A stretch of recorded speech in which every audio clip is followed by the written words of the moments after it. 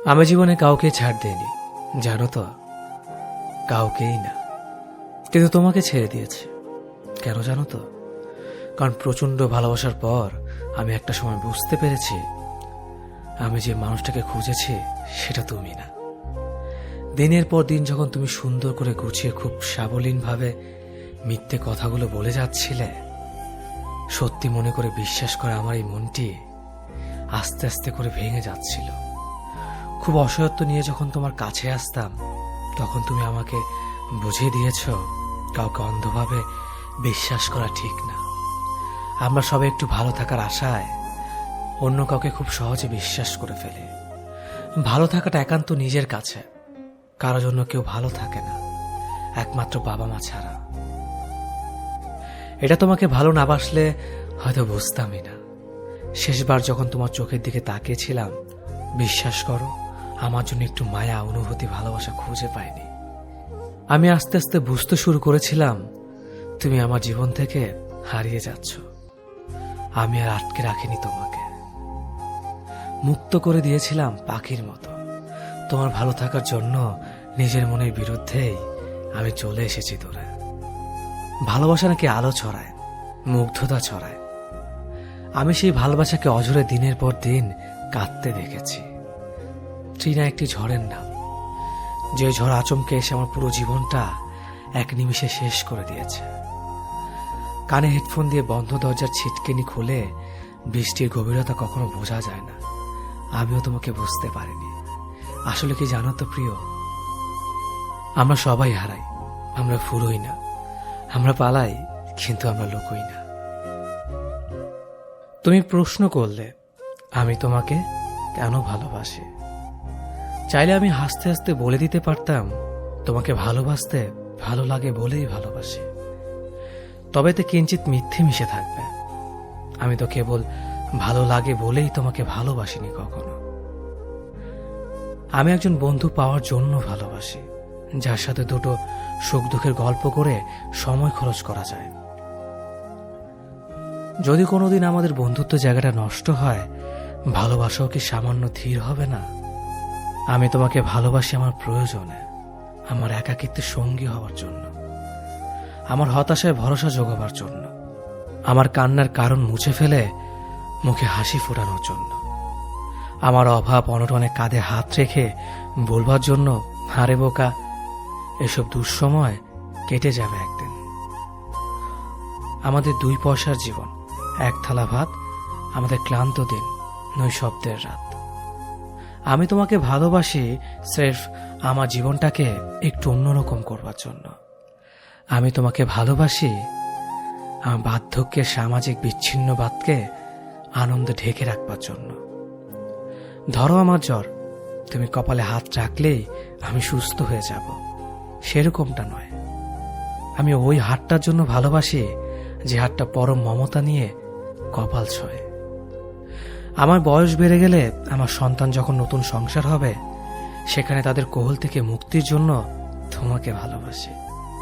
আমার হাইপার টেনশনের ওষুধ, আমার আধ ভাঙা ঘোলাটে চশমা, আমার ভর দেওয়া লাঠিটা ঠিকঠাক মতো এগিয়ে দেওয়ার জন্য ভালোবাসি।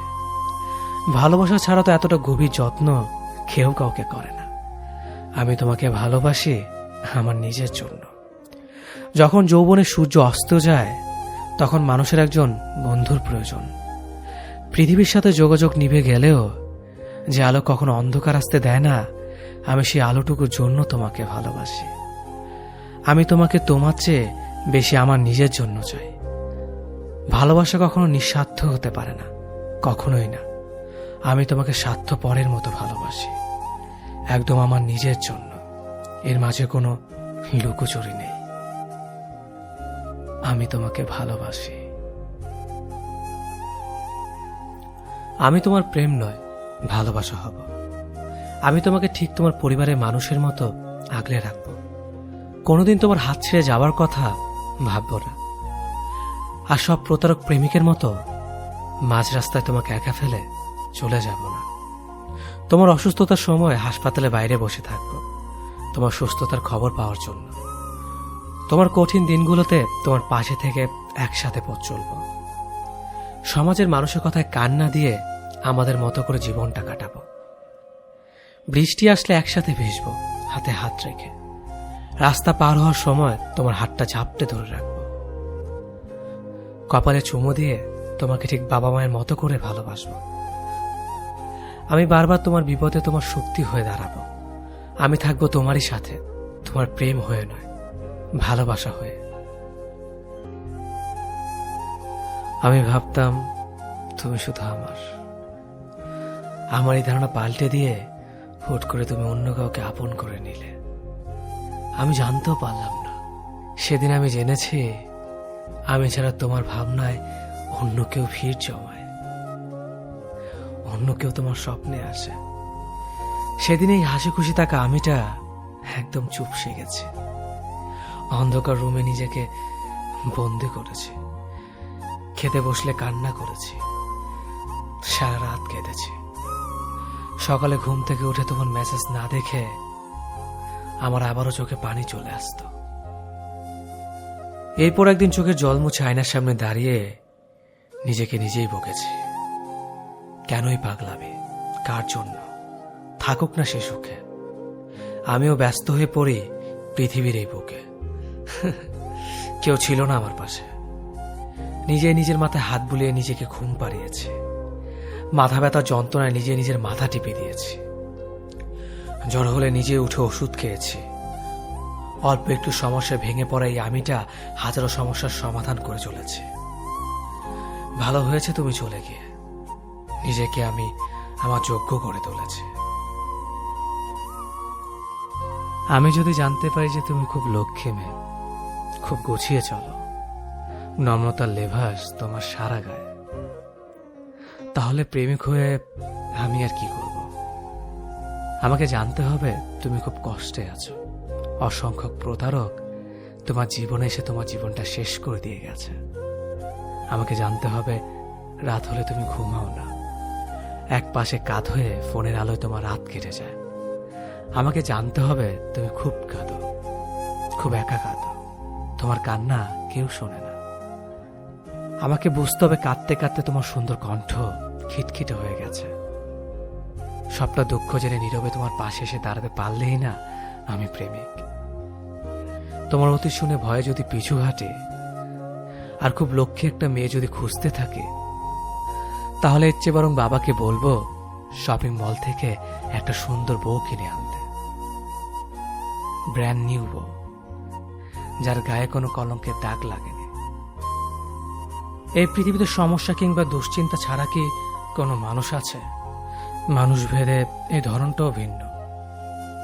যদি সমস্যা ছাড়া কোনো মানুষ থেকেও থাকে, আজ অব্দি সেই মানুষ আমার চোখে পড়েনি। হরেক রকম মানুষ হরেক রকম যন্ত্রণা নিয়ে বসবাস করছে। কেউ সম্মুখে হাসছে কিন্তু আড়ালে কাঁদছে। কেউ নিজের যন্ত্রণা অন্যের কাছে প্রকাশ করে ভাবছে। এই ধরনীতে তার মতো দুঃখী কে আছে? কেউ অন্যের যন্ত্রণার কথা মনোযোগ দিয়ে শুনছে, নিজের যন্ত্রণা হাসি মুখে আড়াল করে। দিন শেষে সেও ভাবছে তার মতো ভুক্তভোগী কজন বা আছে।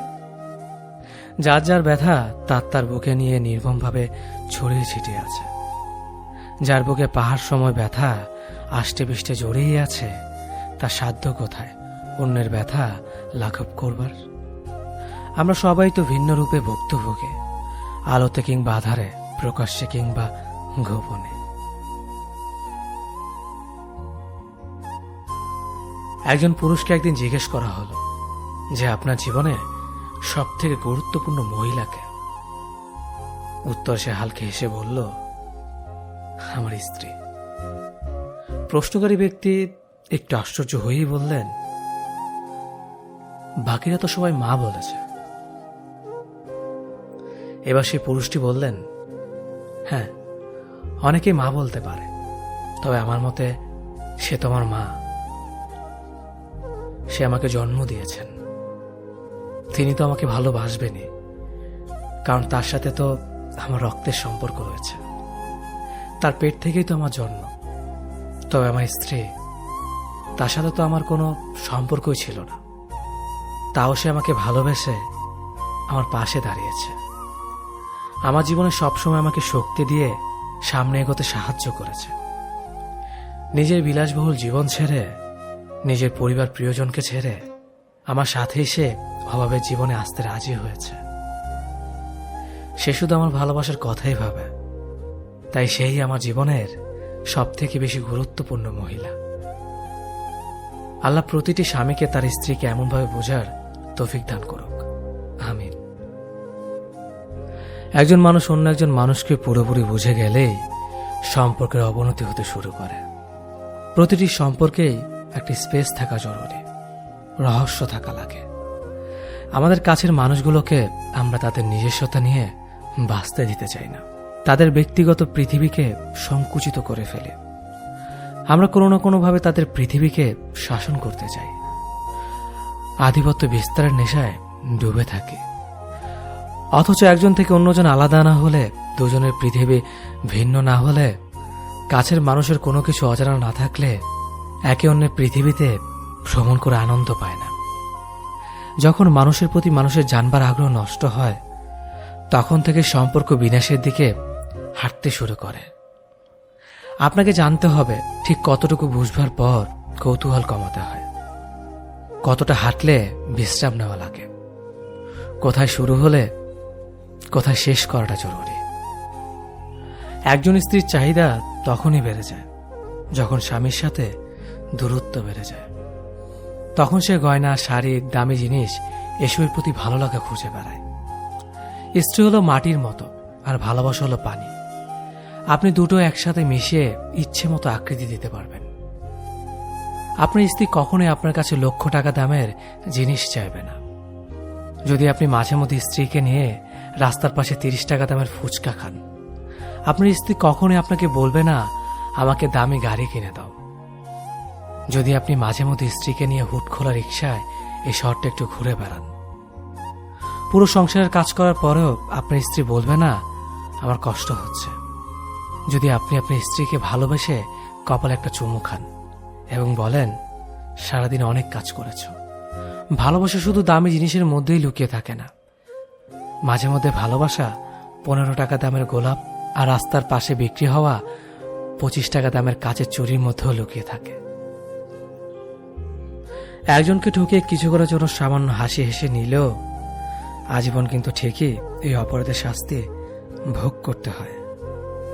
যে মানুষটাকে ঠকানো হয় বা যার বিশ্বাস ভেঙে দেওয়া হয়, তার আকাশে খানিকক্ষণ কিছুটা বেদনার মেঘ জমলেও বেলা শেষে কিন্তু তার আকাশে আবার রংধনু দেখা যায়। সময় যেমন সবসময় সবার জন্য ভালো যায় না, তেমনি জীবনেও কখনো সবার সবসময় একই রকম থাকে না। বাস্তবতার চাপে পড়ে হোক আর ভাগ্যে জোরেই হোক, সেই ঠকে যাওয়া মানুষগুলো কিন্তু ঠিকই একদিন নিজের জীবনে সত্যিকারের সুখ খুঁজে পায়। অন্যদিকে বিশ্বাস ভাঙা মানুষগুলো কখনো নিজেদের বিশ্বাসঘাতকতার কাহিনী ভুলতে পারে না। একদিন না একদিন ঠিকই তাদের এই অপরাধের আফসোস হতে শুরু করে, আর এই আফসোসটাই তাদের জীবন একদম শেষ করে দেয়। রুহুর হায়ের বদলতে তাদের আকাশের রংধনু তো দূরের কথা, কখনো সূর্যের খানিকটা আলো দেখা যায় না। অভিশাপ দিতে হয় না, দীর্ঘশ্বাস বলেও একটা কথা আছে।